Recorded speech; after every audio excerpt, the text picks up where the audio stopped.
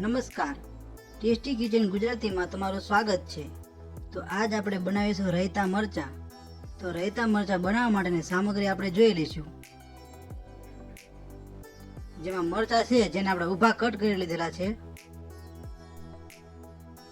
પછી આ રાઈના કુરિયા છે, આ મીઠું છે, આ અધકચરી ખાંડેલી વરિયાળી છે અને હળદર છે.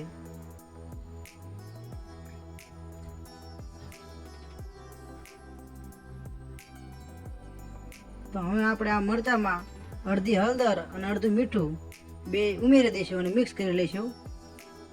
તો અડધી હળદર નાખી દઈશું અને અડધું મીઠું નાખી દઈશું.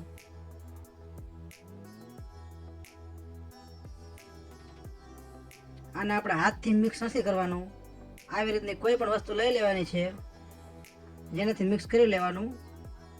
મરચાંને હાથ નથી લગાવવાનો. જો તમે હાથ લગાવશો તો તમારા મરચાં જલ્દી ખરાબ થઈ જશે.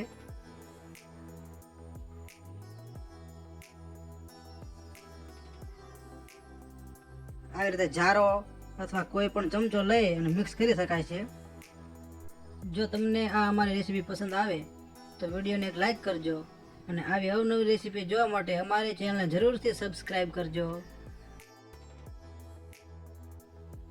તો આ વધેલું મીઠું અને હળદર બે આપણે બીજી વાર ઉમેરી દઈશું.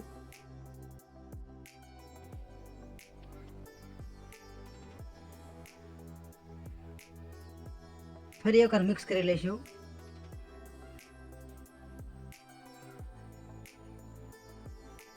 તો આવી રીતના મિક્સ કર્યા પછી આપણે 15 મિનિટ માટે ઢાંકી દઈશું.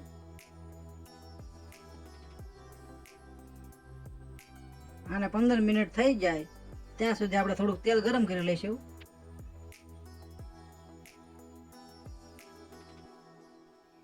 તો તેલ ગરમ કરવા માટે આપણે આવી રીતના તેલ આટલું લઈ લઈશું.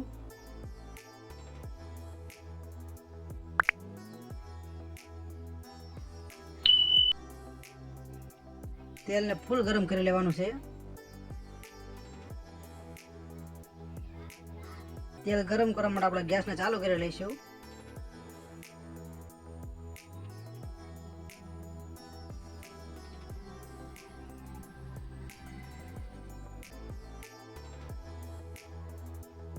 તો આપણું તેલ અહીંયા ગરમ થઈ ગયું છે અને ગેસને બંધ કરીને તેલને નીચે લઈ લઈશું અને તેલને ઠંડુ થવા દઈશું. આપણે 15 મિનિટ થઈ જાય પછી જોઈ લઈશું મરચાંને. તો આવી રીતના મરચાં આપણે સેટ થઈ ગયા છે. એને થોડા હલાવી લઈશું.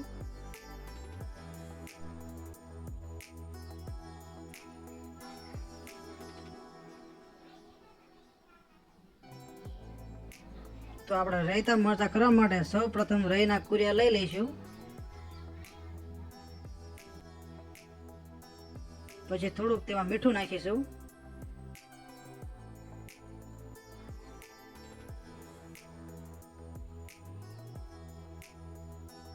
થોડીક હળદર નાખીશું. મીઠું અને હળદર અહીંયા થોડું થોડુંક જ નાખવાનું છે, કારણ કે મરચાંમાં પણ હળદર અને મીઠું નાખેલું છે. અને વાટેલી વરિયાળી છે તે નાખી દેવાની છે, જેને આપણે અધકચરી ખાંડેલી લીધેલી હતી. આ બધી વસ્તુ મિક્સ કરી લઈશું.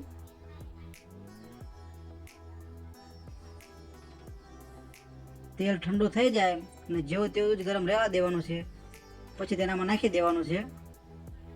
જો આપણે ગરમ તેલ નાખશું તો રાઈના કુરિયા બધા બળી જશે. એટલે તેલને ઠંડુ થવા દેવાનું છે.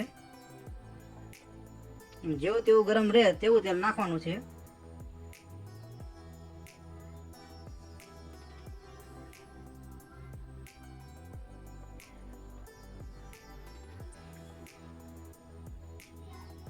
આવી રીતના મિક્સ કરી લીધા પછી આપણે મરચાં એમાં ઉમેરવાના છે.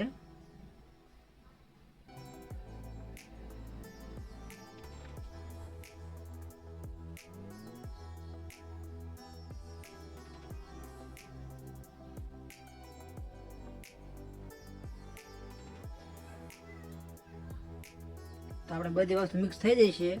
હવે તેમાં મરચાં નાખી દઈશું. તો આવી રીતના મરચાંને લઈ લેવાના છે.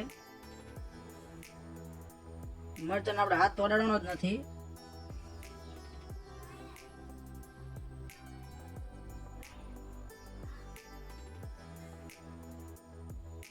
અને હવે આપણે ચમચાથી બધી જ વસ્તુ મિક્સ કરી લઈશું. વઘાર અને મરચાંને સારી રીતે મિક્સ કરી લેવાના છે.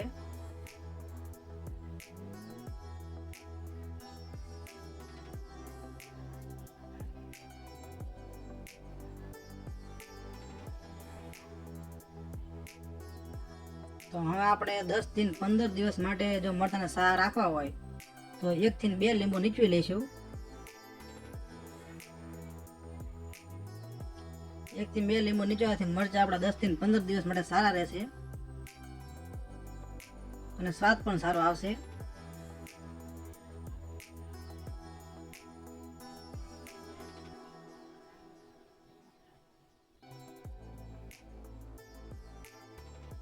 તો લીંબુ નીચવા પછી થોડી વાર આપણે હલાવી લઈશું.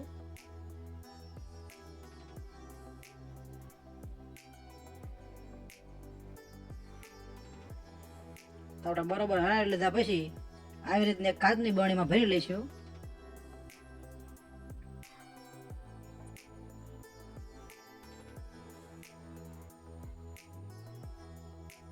આવી રીતના બધા જ મરચાં કાચની બરણીમાં ભરી લેવાના છે.